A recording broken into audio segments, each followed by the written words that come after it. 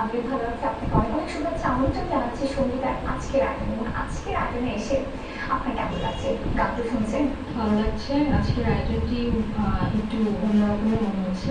গানটি শুরু করে এবং গীতিকার সম্পর্কে শুনবেন। গানটির কথা লিখেছেন শ্রদ্ধেয় শাওনদীপ মজুমদার এবং শুরু করেছেন শ্রদ্ধেয় তাজুল হোসেন। শুনে শুনে আমাদের এবারের গানের পরিবেশনাটি।